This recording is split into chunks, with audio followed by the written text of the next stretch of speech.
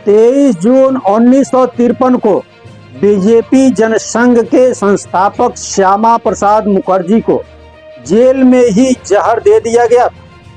उनका अपराध यह था कि कश्मीर में तिरंगा फहरा रहे थे।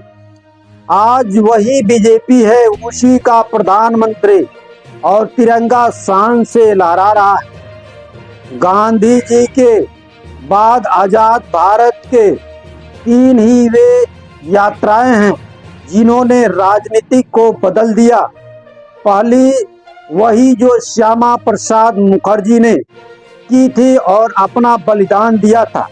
श्रद्धेय श्यामा प्रसाद मुखर्जी जी के इसी बलिदान की वजह से बीजेपी आज भी जहां हुए बलिदान मुखर्जी वो कश्मीर हमारा है का नारा देती है। दूसरी यात्रा थी जब लाल कृष्ण आडवाणी ने सोमनाथ से अयोध्या रथ यात्रा की।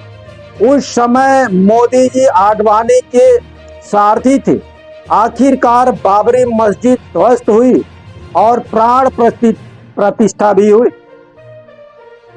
तीसरी बार जरूरी यात्रा जब बीजेपी ने श्रीनगर के लाल चौक पर तिरंगा फहराने की ठान ली, तब भी मोदी जी ही रैली में तिरंगा उठाए चल रहे थे। सेना के बीच से बीजेपी कार्यकर्ता निकले थे। श्रद्धेय श्यामा प्रसाद मुखर्जी जी के इसी बलिदान की वजह से बीजेपी आज भी जहां हुए बलिदान मुखर्जी वह कश्मीर हमारा है का नारा देती है। एक समय था जब 3% वोट मिले थे और 3 ही सांसद दिल्ली पहुंचे थे। आज कुनबा 240 का है और वोट 35% के पार है। इसमें विपक्ष का भी ये कहना है कि कमजोर कर दिया।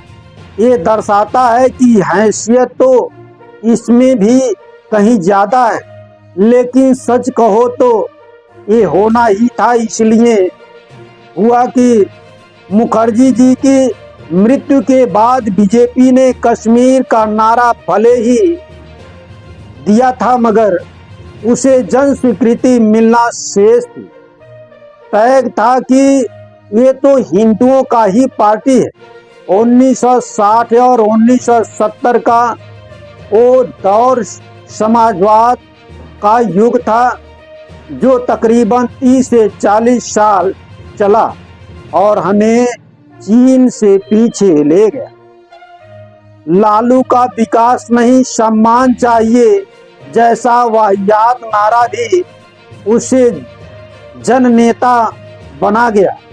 हमारी जनता इतनी अशिक्षित थी, खुद अटल बिहारी वाजपेयी ने बीजेपी की स्थापना के दिन गांधीवादी समाजवाद की बात कह दी थी। यदि आडवाणी और राजमाता सिंधिया ने विरोध ना किया होता तो आज भी कश्मीर में पाकिस्तानी झंडे दिख रहे होते। 1984 के चुनाव में बीजेपी को 2 सीटें मिली। आडवाणी ने प्रेस कॉन्फ्रेंस में कहा कि ये लोकसभा नहीं लोकसभा की सीट कांग्रेस को मिली है, लेकिन बीजेपी के अंदर ही अंदर वाजपेयी को जिम्मेदार ठहरा दिया गया था, इसलिए आडवाणी अध्यक्ष बनाए गए। बीजेपी का साइड में करके राम मंदिर का मुद्दा उठाया और अगले 5 साल में 2 सीटों में 85 सीटों का सफर तय हुआ। राम मंदिर पर्याप्त मुद्दा नहीं था, ऐसे में बीजेपी ने राष्ट्रवाद का मुद्दा पुनः उठाया। मुखर्जी के मृत्यु के 40 साल बाद भी कश्मीर के लिए भी आंदोलन हुआ। तब वे राम मंदिर और धारा 370 लक्ष्य पर थे और बारी बारी दोनों मुद्दे वापस भी हुए। तब जाकर मोदी जी का तिरंगा लहराते तस्वीर सामने आती है। इसलिए ये बस कैमरे का कमाल नहीं है, इस प्रसन्नता के पीछे एक जीवंत इतिहास है। तो आप देख रहे हैं महेश चौरसिया, जर्नलिस्ट कांति media chief bureau Uttar Pradesh के द्वारा खबर। अभी तक हमारे चैनल को सब्सक्राइब नहीं किए हैं तो सब्सक्राइब कर लीजिए, बेल आइकन को दबा लीजिए ताकि ऐसी अच्छी से अच्छी जानकारी आप तक पहुंचाता रहूं।